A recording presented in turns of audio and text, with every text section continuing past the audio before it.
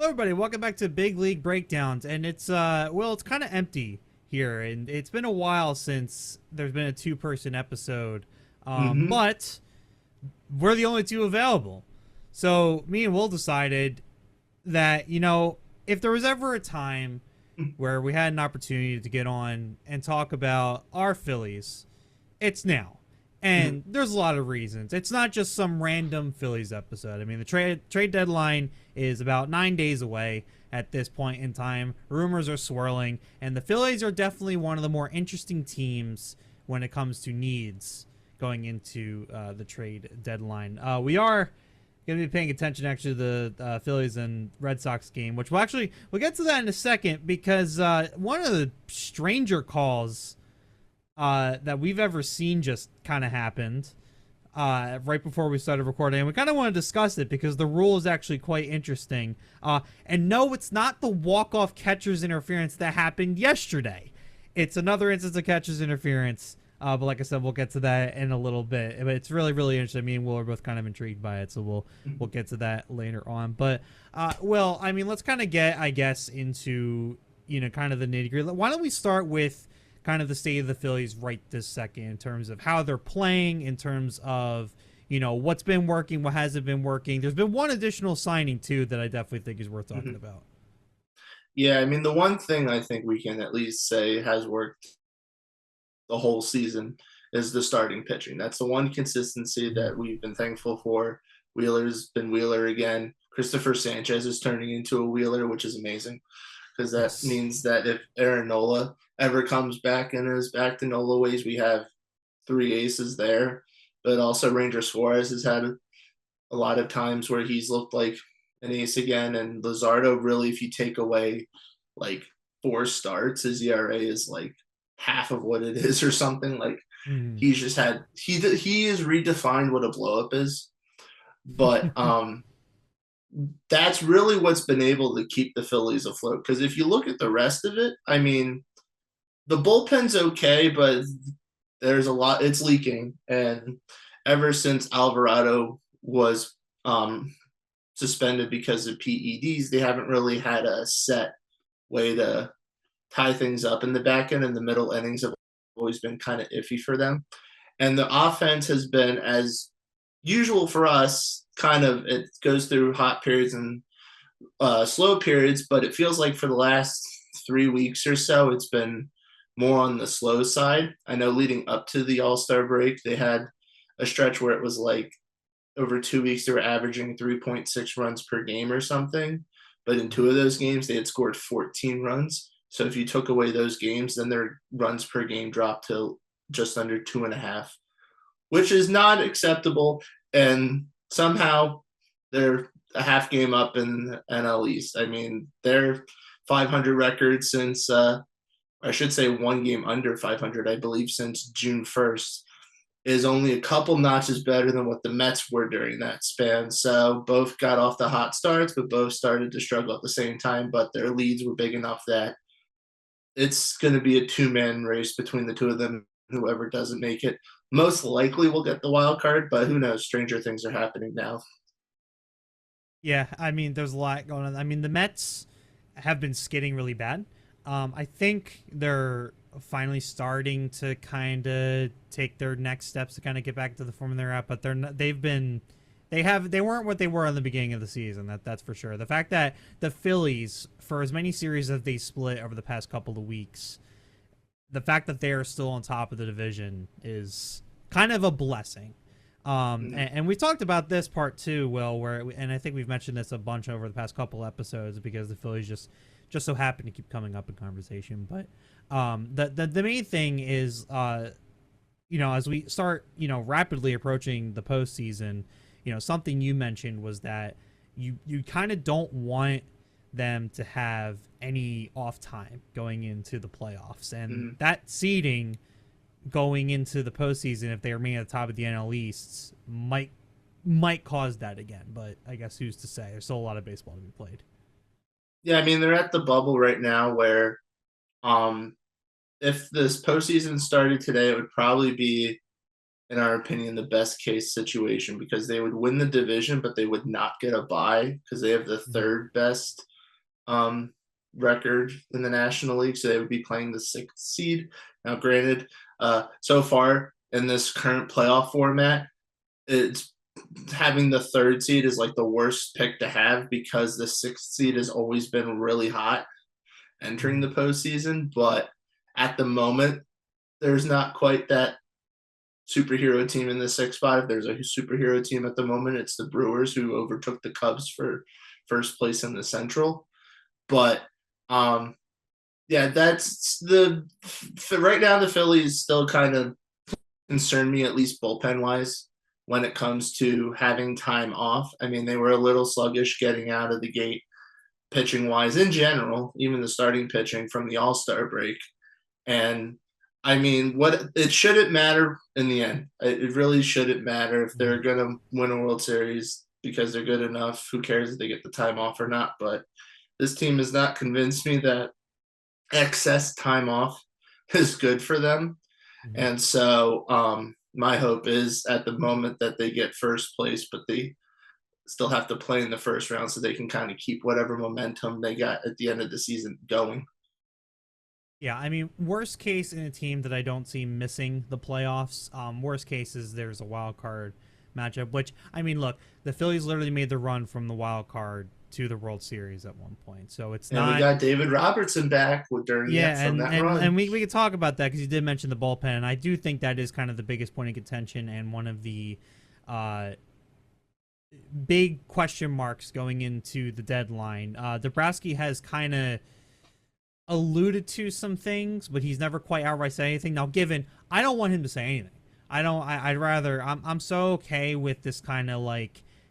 Let's be mum. He's probably making phone calls and seeing what's out there. But I mean, relief pitching is definitely the need going into the deadline. I don't think David. I mean, well, I'm talking about a 40-year-old pitcher. This should be obvious. I don't think David Robertson coming into his now third stint with the Phillies is the ultimate answer to fix the relief Mhm. pitching.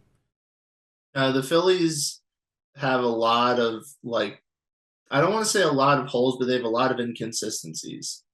And so I think right now, while I'm still not going to say that this is it for the Phillies, regardless of what people are saying sometimes about the players aging with Schwarber, Ranger Suarez, and JT Realmuto being impending free agents, that things could be shifting after this year.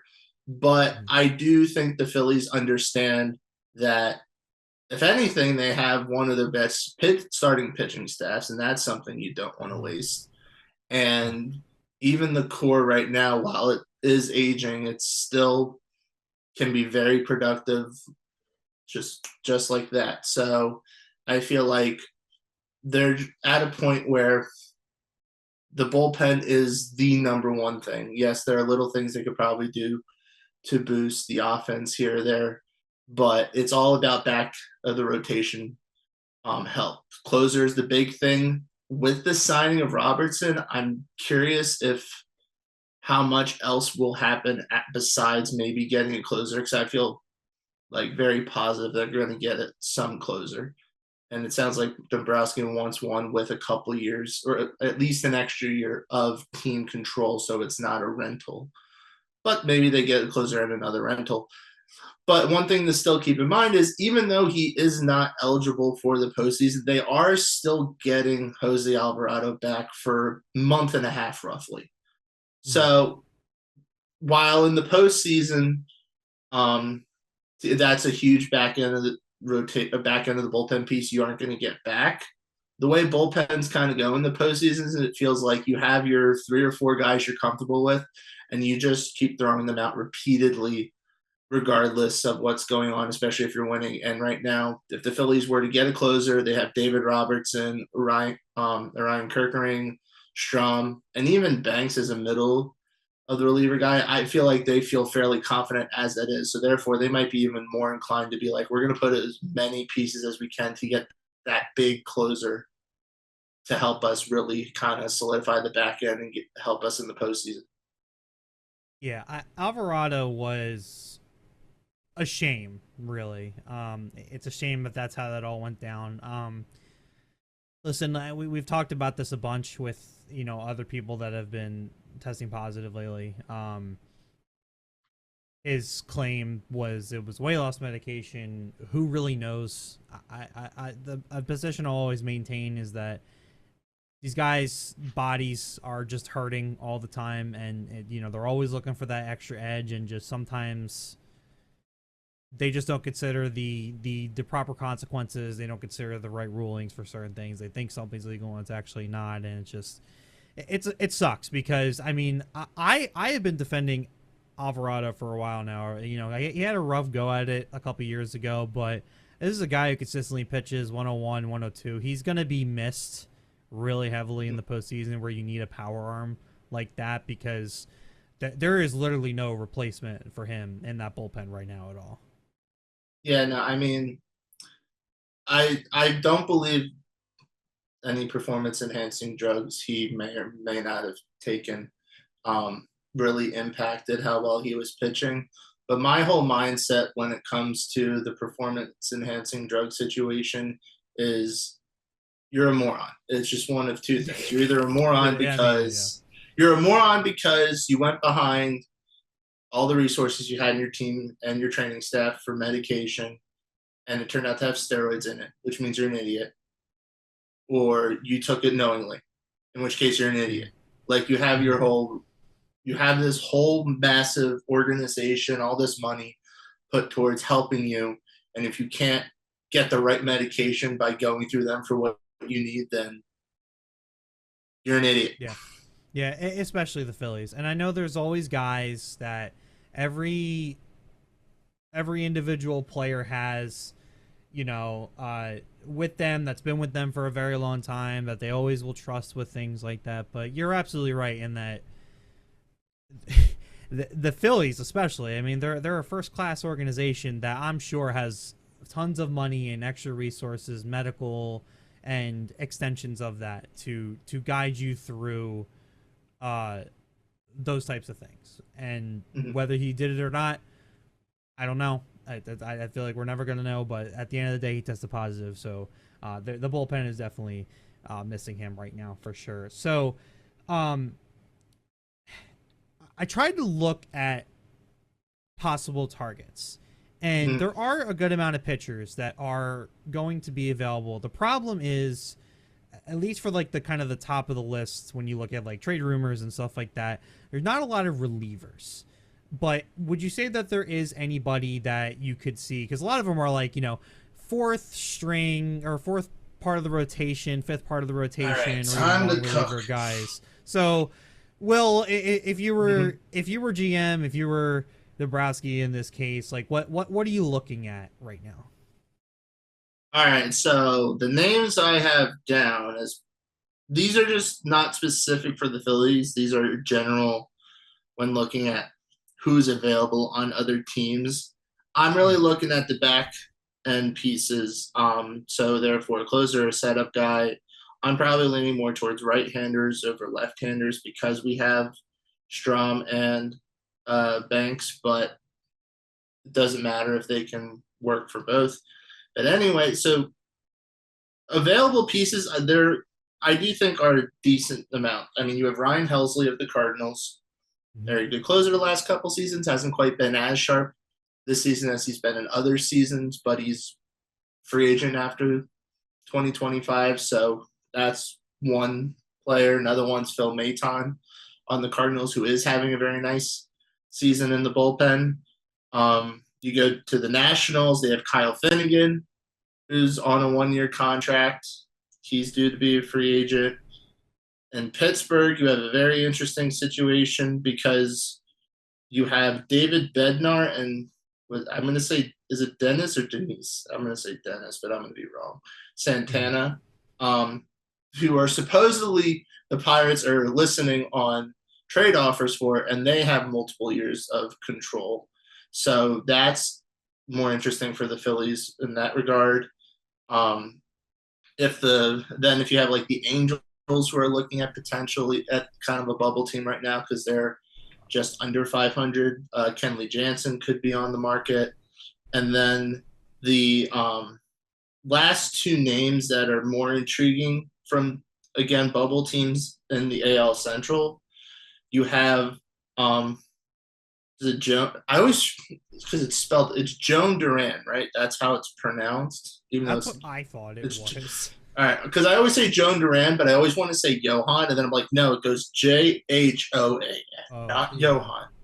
Anyway, yeah, he's you're right. supposedly someone that the Twins have are willing to listen on offers for. And he's a stellar reliever who has at least 1 year, if not two, of team control after this year.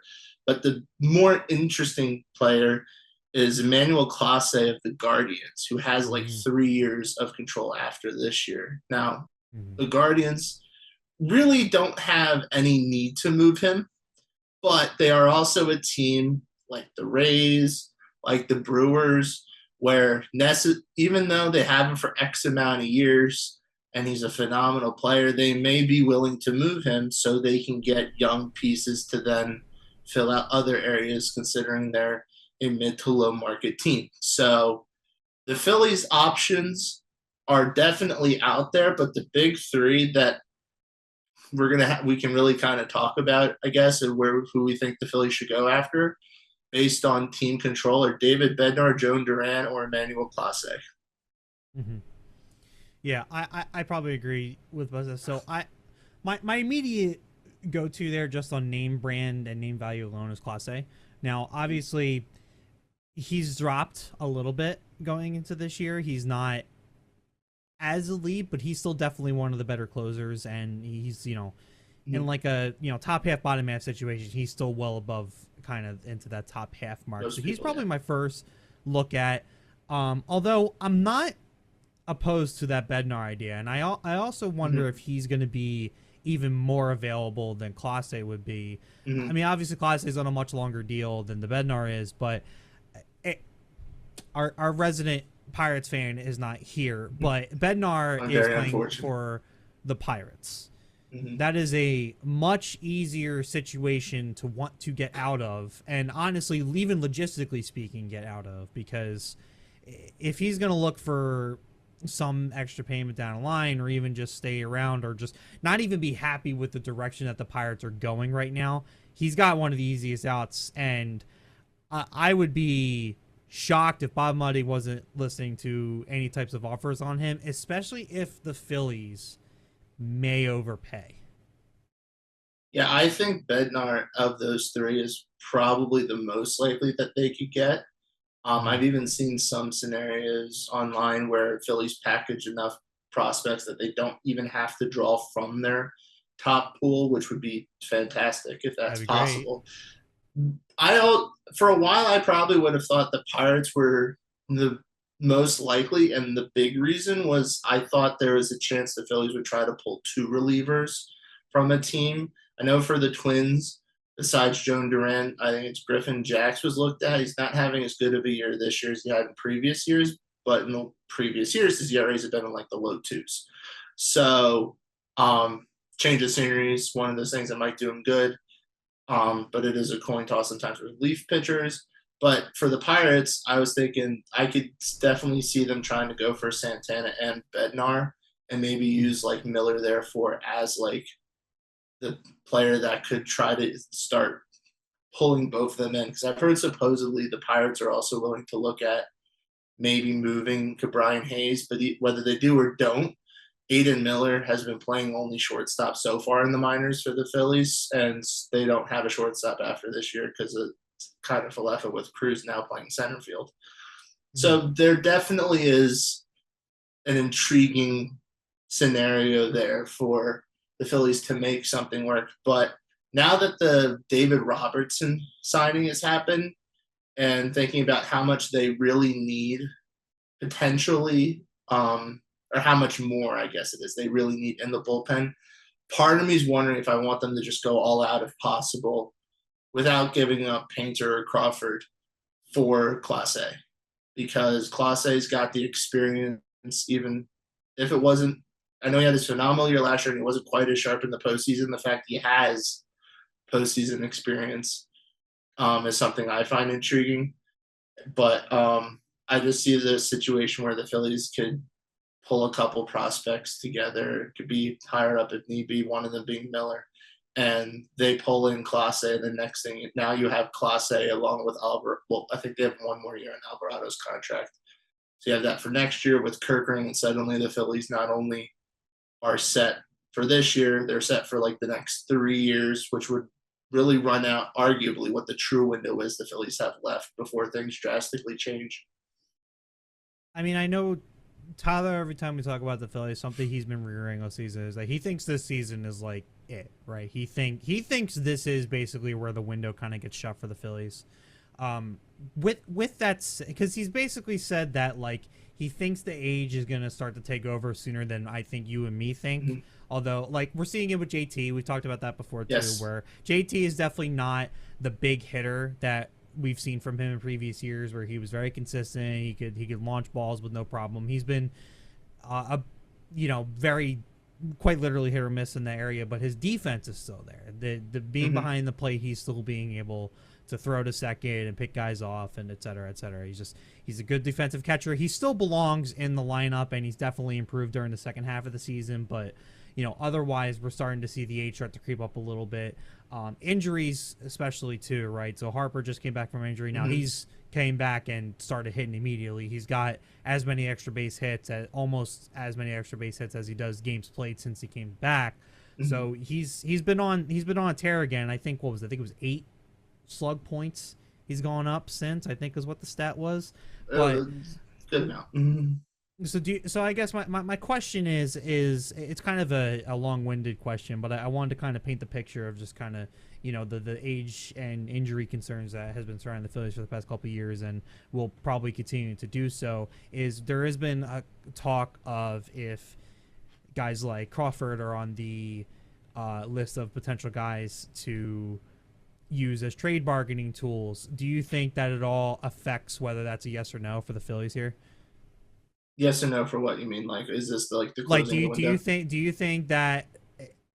I guess okay. I'll give it a two-part question. A, do you think the Phillies window is indeed closing? And B, do you think it's worth sacrificing a prospect at the deadline to try to make sure that there's a World Series at some point in the next 3 years? Is the window closing in the scheme of multiple years? Yes, but is Mm-hmm. it closing this year? No. I Mm-hmm. know that. So besides aging, the fact that they haven't technically re-signed Schwarber is, of course, the big thing. I'm still on the confident side that I think they will. I think Middleton's going to make that a priority, and I wouldn't be surprised that Schwarber gets signed before Thanksgiving. Like that's how it happened with Aaron Nola when he was a free agent. I think the Phillies will be very determined that that's our priority over everything. And once he signs, then we'll focus on uh, redesigning the bullpen.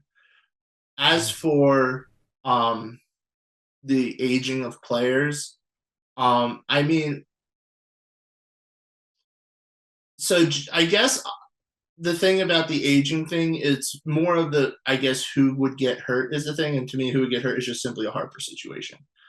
Yeah. Because I mean, truth be told, they're aging, but if you look at, I feel like the majority of the players who are aging, a lot of them are doing it at the same level they're at, if not better. JT is the one standout who is not doing it. He's dropping drastically, but then again, he is a catcher, and catchers, when they reach their mid-30s, can have very, very steep declines. Um, as you said, he's kind of reimagined himself a little bit as more of a contact hitter, as he hasn't really hit for power, but he's got his average up to 270. One thing people don't really talk about outside of the Phillies is that against right-handers this season, he's batting like 330. So Mm-hmm. he's not an easy out. It's lefties here throw it underhand, he'll strike out. But I mean, from the aging players, it's you have JT, you have Harper, who when he's healthy, he is still Harper, regardless. The only concern now is this inflammation thing, a chronic thing that there will be stretches where suddenly it bothers him and he needs to sit for a couple weeks and then get back at it. There's Nick Castellanos, where Nick Castellanos is doing Nick Castellanos things. He's probably going to finish the year around 270, low 20s home runs, 70, 80 RBIs. And he's only got 1 year left. So he's not a long-term thing I really envision anyway, where you have Harper and Turner that are signed for like the next 6, 7 years at least.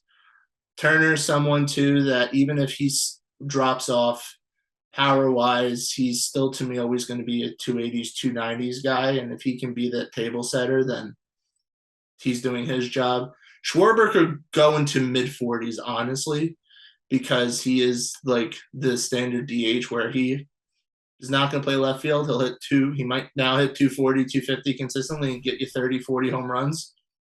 Like that's not stopping anytime soon.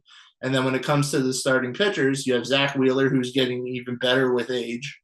Aaron Nola's prior to the season's injuries, which I would bet that his stress fracture was always an issue, even though it wasn't really, of course, diagnosed until May or whatever, Mm-hmm.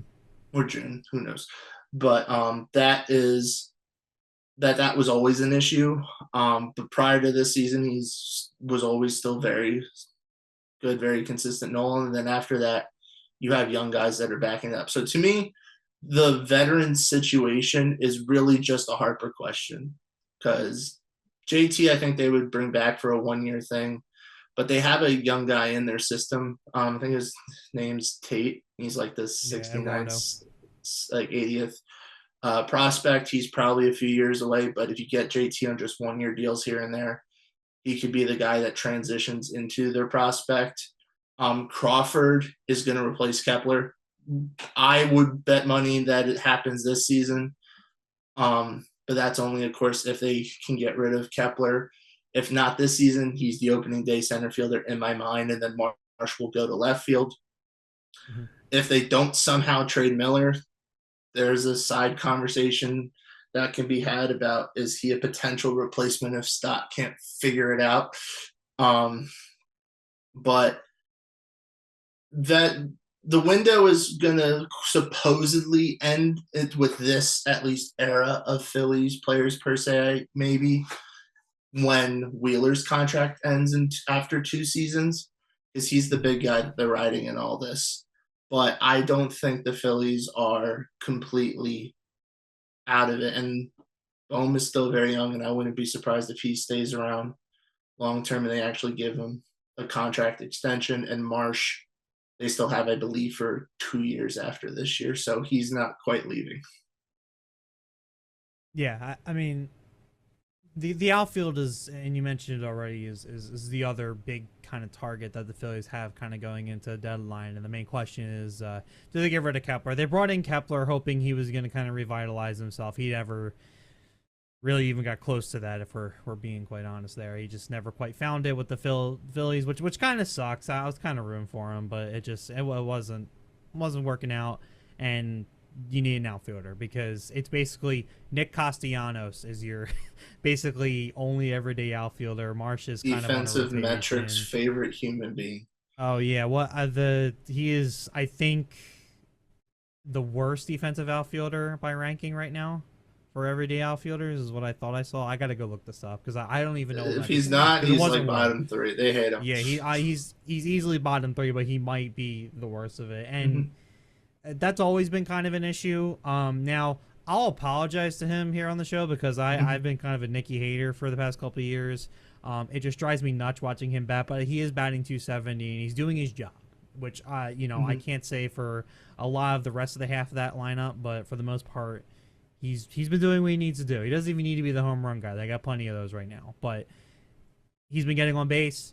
He's been getting, just even RBI singles. And the best thing is that they have guys moving around the bases when he gets up there, like they did earlier. The first run they scored today was because they moved Trey over to third, and there's a little Castellanos hit like the blooper of all bloopers.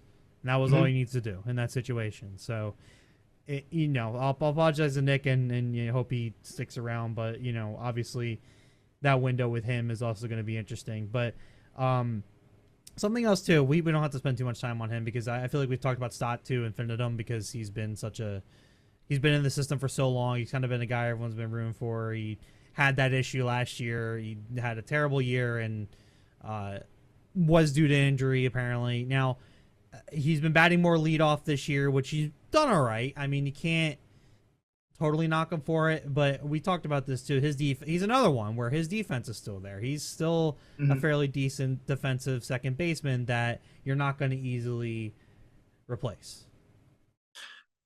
Yeah, I am almost convinced I think he's hurt again. Yeah. I mean, well, so I can never say exactly what it is, but um, or I can exactly what he might be dealing with. But my theory at the moment is he started off the season good for like the first month, I think roughly a month and a half or something. Um, he was batting lead off. It was looking great. He was like 280s, 270s, whatever hitter. It seemed like the Phillies finally put him in the spot they wanted him, and then that's when he started to bottom out. Now he's their ninth hole hitter. So how things Yeah. flipped. Things shifted when during that national series, if you remember, where he was the winning run on a wild pitch or something, and he slid into home plate, and Finnegan stepped on his hand. So Yes. from and that was like May 29th or whatever, either May 29th or like April 29th, whatever would be the start of arguably him getting worse. That seems to be the main thing to me. And I believe it was his left hand. So for a left-handed hitter, that's his top hand. If he can't get his top hand working, he could be dragging his bat and not be able to get it through the zone quick enough. So I don't know if this is the issue. I don't know if it's something that would even still be bothering him to this point. Um, but I feel like the constant talk about him dropping his backside, the way he gets under the ball, or not fighting off the pitches and hitting him to the left field like he had the 1 year he or his first 2 years or the 1 year he really was effective. Um, that just makes me think that he's still dealing with an injury and that something is preventing him from getting to that next level. And if it's not that, he's still safe to be on the team next year, but barring whatever happens, both with Aiden Miller this year and if the Phillies win a World Series or not, could really dictate if next year is like the year for him to figure it out or they think about potentially moving him to get someone else. I do think like after this season, his value is probably going to be as high as it's really ever going to be. So it might be worth entertaining ideas for him, but who's to say? Like you said, it kind of depends on if there's a World Series that gets involved there because most teams, you win the World Series or you win and it goes for any sport, you win a championship, you keep as much of the team together as possible because like, oh, I just won a championship, what are you gonna do? So who knows how aggressive they'll be. Um, I guess looking forward, just kind of as we start getting into the latter half of the season here, start thinking about postseason baseball and everything like that. I mean, obviously, trade deadline moves that we talked about. We'd like to see some aggression coming out of the Phillies front office to maybe uh, make something happen here, and then really gear up the Phillies for sure going into the postseason. But I guess what do you kind of foresee as the course of action here for the Phillies in terms of like where do they think they're going to end up? Do you think they're going to finish at 3? Do you think they're going to go to the wild card? Like where do you think the last half of the season just kind of finishes out for the Phillies? I mean, right, based on their schedule, I think they're roughly middle of the pack baseball wise when it comes to the strength of their schedule. And the Mets maybe like a couple ticks like more difficult than them, but in hindsight, they're really just they're roughly the same thing. Um, I mean, the Mets situation is interesting because they got Soto back, or I should say, they got Soto to really what they wanted Soto to be in June. And it's been since June 1st, they're like 2 or 3 games under 500. So obviously, Soto's not the answer, but but it's really that they've had all these injuries to pitching and stuff that has changed how that dynamic looks. And that was their strength to start the season. So it's really going to come out to who makes the best moves, I think, to their pitching staff as a whole coming out of the trade deadline. My hunch at the moment is going to be that the Phillies in the end will hold on to the division. It may only be within 3 games, but um, with Robertson getting Alvarado back for a month and a half of the regular season and having at least one significant bullpen piece that they are going to get via trade, that along with already Kirkering and Strom, Banks would be 6 guys. Walker will be in the bullpen once he comes back, and I'm going to say that they're going to keep one of the young guys, and Ross and Romano will both be gone when Um, Oh, Romano. when these deals are going on, it's possible they try to keep one of them and send a young guy down until September because of the whole team control thing. And if that's the case when the postseason comes, though, one of them won't make the rosters. That's just what's going to happen. But I like the outlook of the Phillies bullpen there, and since they already have first and Harper is now back, barring injuries, I feel like they have the slight advantage because they're in first. And I do think that in the end, um, they will be the third uh, playoff seed just because the Dodgers are the Dodgers. They're going to get guys back, and even if they don't get guys back, they seem to do enough to stay at the top. And this dogfight that's going on now in the NL Central seems to hold both the Brewers or the Cubs as the one or two um, record for the National League. So therefore, I feel like the Phillies are just kind of they're going to finish with a similar win total that they had last year, maybe even a win or two less, but they'll sit comfortably at that 3 spot going into the postseason. And then we'll see who the number 6 seed is and if they're hot at the time or not. Yeah, I mean the Cubs. I'm worried about if it ends up uh being them. It might not be. They're probably gonna be a little bit higher than that, honestly. But to go out to finish, but it could very well be depending on what the wild card game looks like. But Though the wild regard, card could be interesting by whoever is the NL Central team that doesn't win the division yeah, could be actually the team that does better. That being said, I still have concerns on what might happen with the trade deadline pitching wise for the Cubs. There's no doubt their offense is one of the best, and if not the best in the National League. But they're outside of like Boyd and Imanaga, there's some questions I have with the rotation, and the bullpen's been shaky, and the Brewers have just figured it out. So yeah. um, we'll see what happens there with the Cubs. But if they can get pitching stuff, then yeah, I would say that whoever makes the gets the wild card out of those two teams and doesn't get a bye is probably going to be the team that's hotter. There's one thing, and this will kind of be like kind of the last like main topic. I do want to No, we bring need to up. We kind hijack this. we you're right. I Oh, mean, we still got a couple things that we're definitely talking about, but in terms of like or not off season, but like rest of season happenings. So this is more of a hypothetical thing that I thought of actually coming into the show. That I kind of wanted to see if there was any possibility of this. So we touched on Aaron Nola a little bit and kind of the bullpen and stuff like that. So Aaron Nola hasn't played since May, and I don't know. I haven't heard anything. I don't know if you have in regards to his timeline coming back. What the current what I thought is for know at the him. moment is I believe he pitched batting practice the other day. He was going to pitch a bullpen session this Mhm. week, and then ideally, if he felt good after that, or they felt good about him, he was then going to start a rehab. But there was a chance he might do a second batting practice session before he starts rehab. But if even when he starts rehab, you have to imagine he's probably getting somewhere in the ballpark of 3 to 5 starts before he comes back. So that would be about 2 to 3 weeks. So I'd say mid August is probably the target for when he would return. Mhm. Sorry, I looked over. Harper's making me a little nervous. He was shaking his wrist a little bit at the when he was sitting on first base there, and then he just kind of crouched down just now as he went to commercial after the inning was over. Marsh struck If you out. turn into the broadcast people that make small things big things, I'm going to go over there and slap you.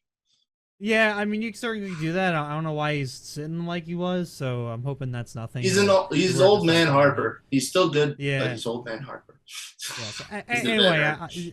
kind of recentering on Aaron for a second. He had a rough go at it. We both kind of think that he was playing hurt this whole time, and it was definitely affecting him. I guess is there a possibility that if he returns, rehabs, gets back here around mid-August, and still isn't doing well, that he might be somebody that might also have to get shifted to the bullpen, and then maybe Yes. that's when we get a potential call up at the last second? No, I think there's absolutely a possibility. I mean, It's probably a little more likely, I feel like, go for the postseason. He's a bullpen guy rather than the regular season, and that's only Mhm. because, out of a seniority standpoint, that I feel like the Phillies are going to give him every chance they can to be the Nola that he was.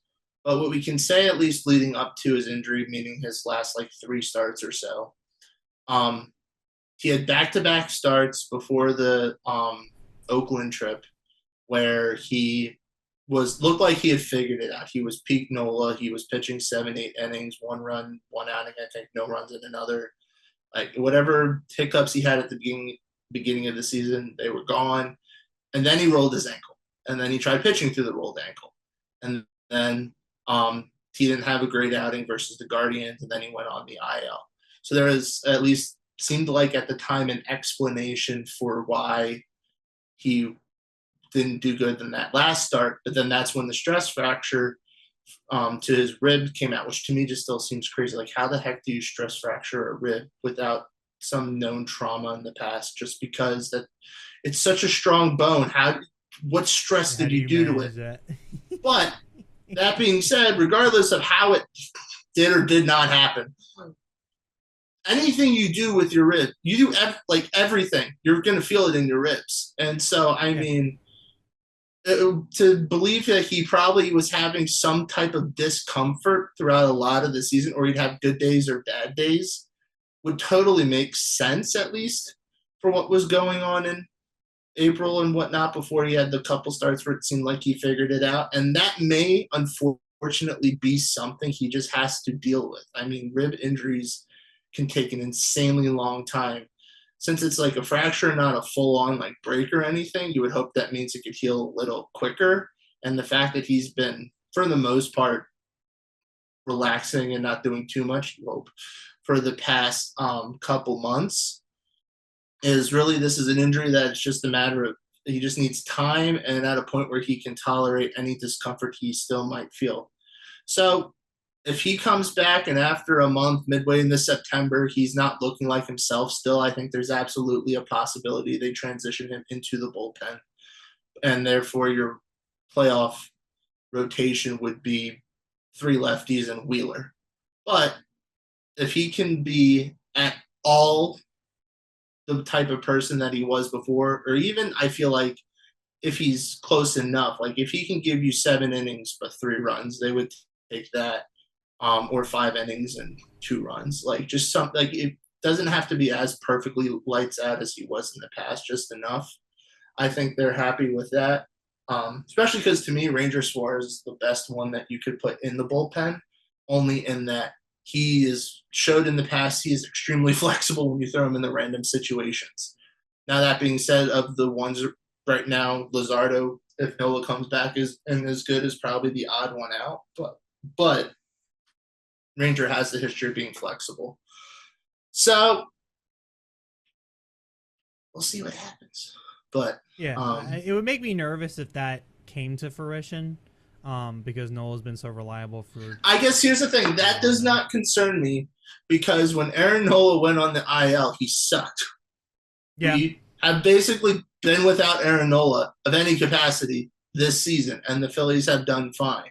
If Aaron Nola yeah, comes that's back true. and sucks, we're going to be fine because we were doing all this with him sucking. So if Aaron Nola was like Zach Wheeler, then he got hurt and came back, it wasn't the same, I'd be concerned. But because he sucked when he Yeah, went down, I don't think that actually changes anything. yeah, no, and I buy that too. I guess my thought would be is that, like, obviously you want to throw someone with the tenure like Nola has, someone who's been so good for Zach us and so Wheeler. consistent for us, to throw him in there and hope he's going to do good. But if he starts costing runs, you're going to have to make a decision on him quick, which would be the worrying thing. But you're right in that if it does end up being a problem, the Phillies will take care of it and should arguably be fine because, as you said, they've been without him. So I definitely agree with that point. Those were the main points I did want to cover. I don't know if you had any extra things. I know you've been keeping a close eye on things and keeping some things in the back of your mind. But so the floor is yours if there's any potential things that you want to bring up that I may have missed. Let's see. I guess there's only one real final. I guess a couple small things, but the only real main thing I guess I will say, I don't know how much this will be really a back and forth discussion or just me saying something. Yeah. Um, it's how does Bone's injury change anything about the Phillies' deadline plans or how they approach the next month or so? Because his is also a rib fracture. Now, granted, his was from being hit by a pitch versus a Mhm. stress fracture, but I don't know if that means it's better or worse. But he's going to be under the same criteria of Nola in that he can sit and rest, but it probably is going to be a matter of how much can he just kind of deal with it when he comes back. I feel like for me, the window for him is he's going to come back sometime early September. I've heard some things that say maybe in August, but I feel like you don't want to rush this at all. You just want him primed for the postseason, and he needs rest. It is encouraging, at least, that I mean he was hit by the pitch in San Diego on Saturday. He was given the day off on Sunday. Then it was the All Star break, and he came back from the All Star break feeling fine. It wasn't until his last at bat when he was feeling soreness, and that's what started the all of this, and he got imaging, and then they found the fracture. So that tells me it's at least something where he maybe if he sits for like 3 weeks, he might be okay, and then a quick rehab, and he's back at it. But I was wondering whether I thought the Phillies would do something. You can give your input on whether you think they should do something at the trade deadline. The real question just becomes they seem keen on sticking with Otto Kemp. Kemp's been solid hitting wise. He's been about a 250 hitter. He's getting a little more power each time. Defense has been shaky so far at third base, but it might be the type of thing, hopefully, where after he settles in a bit, he'll be more comfortable. But also, my vision for the Phillies in general, and this is not just for this trade deadline, but also in the offseason, aside from re signing Schwarber and probably JT, is that the Phillies have kind of set themselves for what they're going to do offensively and starting pitching wise for the rest of this year and next year. It's just everything from now on is going to be focused on the bullpen. I don't see the Phillies doing any offensive changes at the deadline. If anything happens, it's because they trade away Kepler and they call up Crawford. I do not expect the Phillies to do any trade that brings in Jarren Duran or anyone else that could impact the outfield. And when the offseason comes, like I said, Kepler will walk, Crawford will slide into the outfield, Marshall move the left, and they'll re-sign Schwarber, re-sign JT, and then your offense is set. And pitching wise, they don't need to do any changes. They're going to have exactly everyone they had now, except for Ranger Suarez, and then either Painter or Abel or even Taiwan Walker, believe it or not, could slide back into that number 5 spot. So There's a right scenario. now, There's a all the universe. focus, yeah, the Phillies' focus from here on out for the foreseeable, and I mean foreseeable future, is what the heck can they do to bolster their bullpen while they have their core the way it is. Just looked over the broadcast and they were discussing Aaron Nola. He's on the 60-day, but he threw a bullpen session today, and Kemp just got hit with a pitch. So it just a lot of fun stuff happening in the Kemp Phillies is a broadcasting. baseball magnet. He is. So, So in regards to Bohm, I just never considered it as a possibility that there would be something to do with the infield because I just don't see how they make it work. Like at the end of the day, they're not going to put Bohm on the bench. They're not going to put well, no, him. They're no, not no, going no, to put no. It wouldn't be Noah. anything with them. If they were doing a trade, it would be to find someone that bats left-handed to platoon with Kemp. And Yeah. if my timetable is accurate and that Bohm doesn't get back until September, then when he gets back, they'll expand the rosters to 28, and the person they Mm. sign can immediately go on the bench.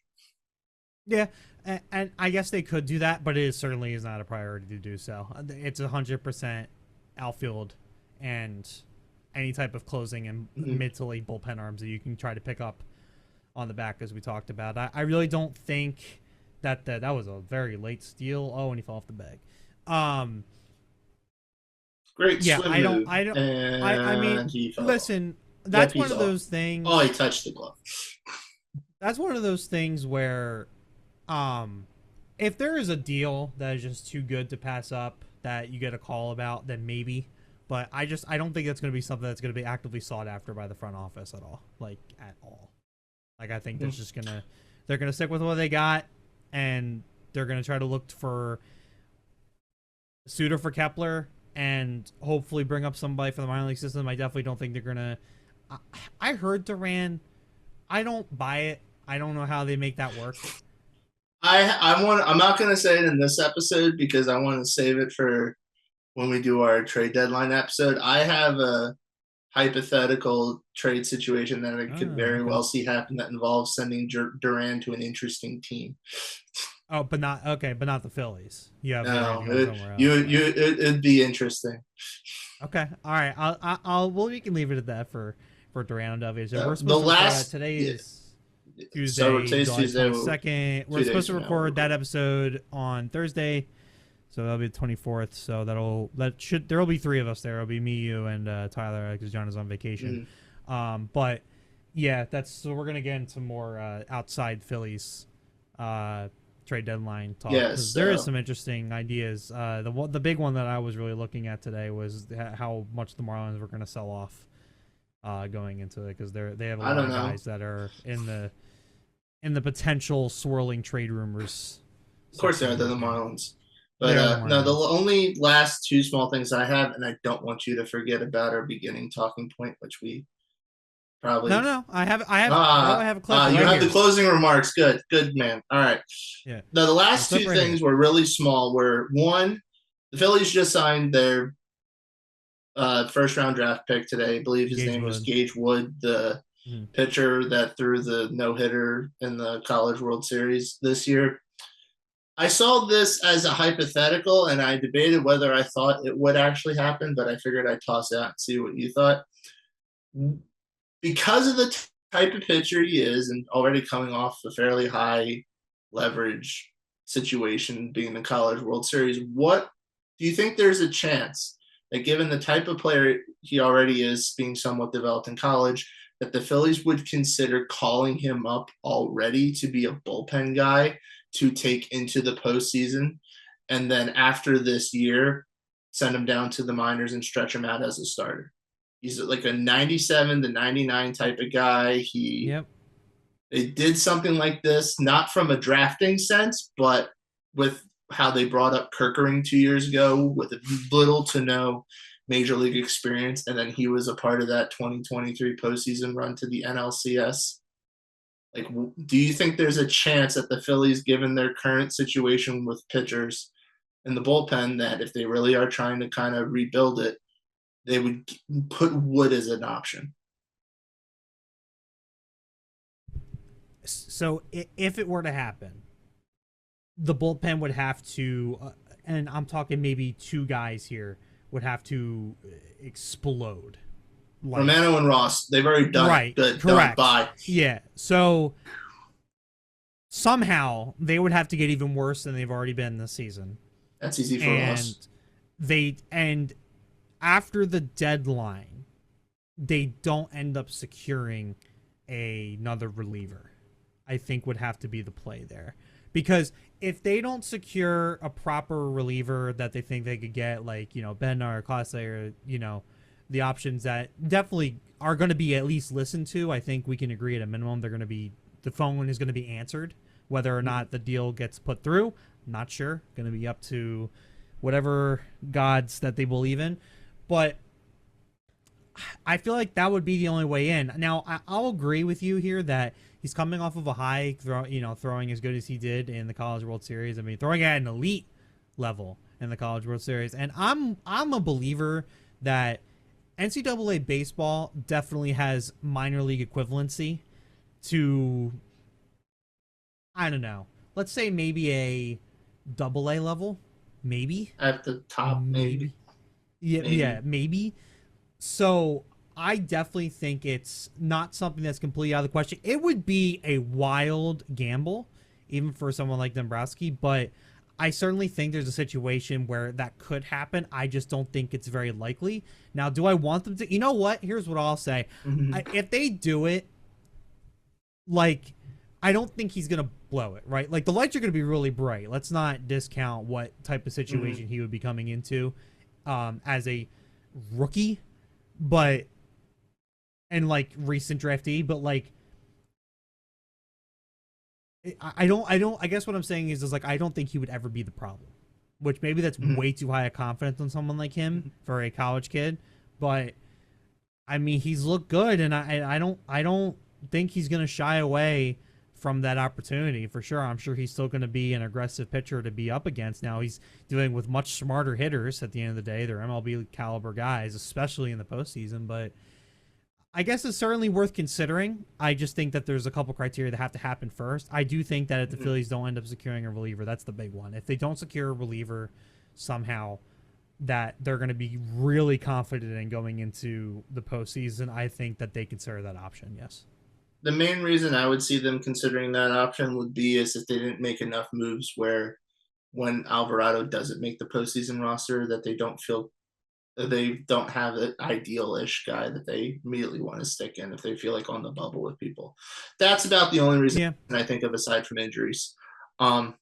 But it was an interesting thing that I thought about. I'm like, maybe, I don't know. I mean, Garrett Crochet, while not obviously, at least I don't think he was at the time a postseason guy when the White Sox called him up, but he was pretty much straight from college to the big leagues type of guy. The other thing I just wanted to say very quickly is that I do not think the Phillies should call up Andrew Painter at all this season. At the point now where Not now. Well, Not I now. wouldn't do it at all at this point, given there's only a little over a No, month. when I say not now, what I mean is like earlier in the season, I would have probably said, and I probably did say, that's something they should consider looking into the later half of the season. At this point in time, I probably don't want him up here at all. It's not even just that. He in AAA, he has a 5.01 ERA, a WHIP of 1. He went up there and immediately started having some problems. Yeah, like his control is the main thing for him right now. So I'd say Abel, he did well when he came up. He got some yips, went back down, and it seems like in the 2 starts he had done so far, maybe there's the third one at this point that I'm aware of, he's back to dealing. If you need to call someone else up, call Abel back up. Just let Painter figure things out, and he'll definitely be a factor next year. No doubt about it, whether it's opening day or whether it's partway through the season. Let 2026 be his time. But for now, so let him build up. He's still young. Yeah, he's a guy that I don't want to hurt at all. I really don't want to ruin development for him, and I agree. He was dealing in Double-A, and everyone was very excited, especially in the early parts of the season, because there was definitely the possibility that he would have been called up this season. Like there was absolutely. It always seemed crazy to me when everyone kept saying getting called up, and but it wasn't just he could get called up. It seemed like there were a lot of people that were like, I see Painter contributing in July and August, and my thought was, all right, let's look at the facts for a second. Now, granted, this is back when opening day happened, so Aaron Nola wasn't crap or hurt yet. But my thought was, all right, we have a 5-man rotation that is pretty damn good as is. If someone gets hurt, the first person they're looking to is Walker because he's already on the team. But basically what you need to happen... As much as that pains people to hear, I'm sorry, but he's got the service time. Like... We have to. And even in really this season, like, has he been great? No, but he hasn't been horrible. I think when you look at just his starting pitching numbers, they're like mid to upper 4s. Maybe it's closer to 5 after his last one, but I don't know. For a 5th guy in the rotation, acceptable. That's not horrific. It's not good, but it's not horrific. Anyway, the point was you basically needed a pitcher to get hurt and like 1 or 2 pitchers to just not perform to get Painter to come up. And so it just seemed like a really far-fetched to me given what our current staff was. So the fact that Painter is now not quite performing where you would want him to, I'd say there's no point in rushing it. Just stick with what you got. Call Abel up if you need to and focus on 2026 with him. Yeah, I agree. So Mick Abel I've been shitting on lately, and who hasn't really, but I've been watching him in AAA, and he's been good. He's been figuring it out. Hopefully, if he's the one who gets called back up again at some point going into the postseason, he'll have it, solidified and ready to go. Won't have as much issues going forward. I definitely agree with that. I think the window for when there was the possibility of Painter being brought up this season are long gone. I don't want to see it happen now. I think it's just such a Philly thing, man, where everyone wants to see the young kid just come up and just completely dominate. Yeah. I don't think people recognize how rare that actually is for that to happen. It just doesn't happen. So, especially in baseball. In baseball, it's super hard to be one of those Mhm. guys. Like other sports, it's a lot more possible. Baseball, it just doesn't happen that way. Like, Yeah. I mean, there's 19-year-old kids playing in the NHL. I mean, there's straight out of college guys that are like 20 years old in the NFL that do well. Baseball is just so much different in that capacity for sure. So, Yeah. Will, if that's everything, I think we need to talk about some MLB rules, because we had a bit of an interesting one. I mean, Does let's start Boston with know how to catch? the answer is apparently no.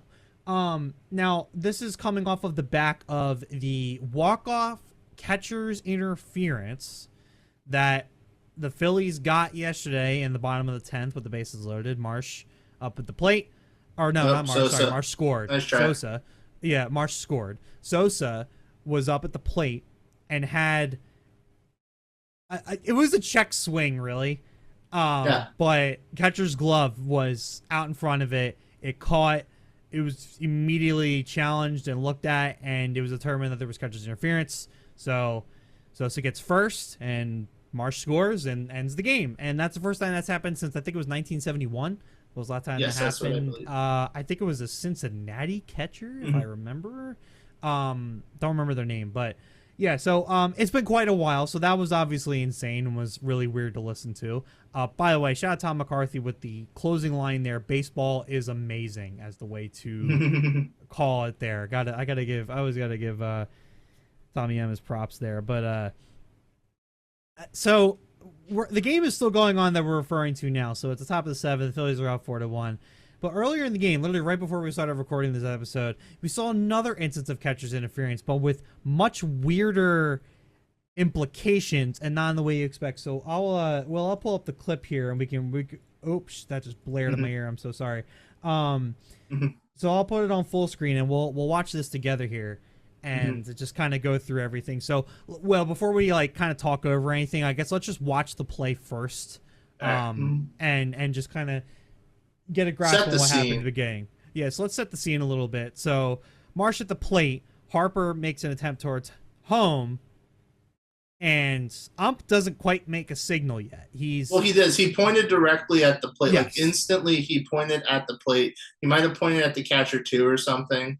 But Yeah. no, he ran out kind of when the camera was panning and pointed at the plate. And you could tell from Harper's reaction that he knew it worked out. But no, I mean what's bizarre about this situation was even on the broadcast right away, they thought it was a steal of home, and because the ump didn't rule safe the way he like pointed at third or something and then pointed at home, they thought it was a balk on the pitcher. Which I mean, without a replay, you can definitely understand that mindset just because the pitcher sees Harper, he suddenly steps off the mound, does a stutter step or something, he does a balk, whatever. But what's actually happening here, and I'm waiting until this restarts again, is pay attention to the catcher. So when Marsh steps out of the batter's box and the catcher goes in front of home plate, he is now doing catcher's interference because the pitcher never stepped off. So therefore, the pitcher is not considered a fielder. He is trying to pitch the ball. And the catcher is not allowed to impede the hitter in any way when the pitch is being made. So by the catcher literally jumping up and running out in front of the plate or whatever to field the ball, he is interfering with the batter's attempt to hit, and it's immediately interference.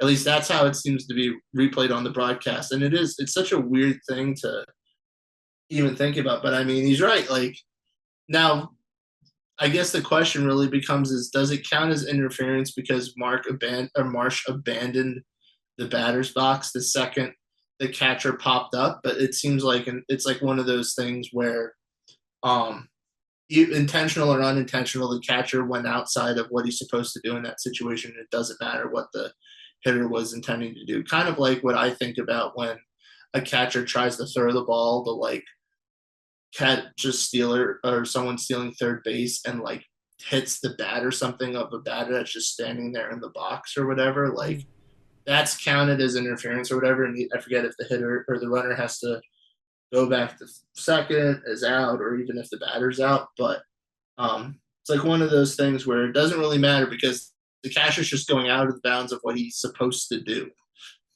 Yeah, and I think, and I mean, this is the perfect screenshot here to kind of showcase the issue.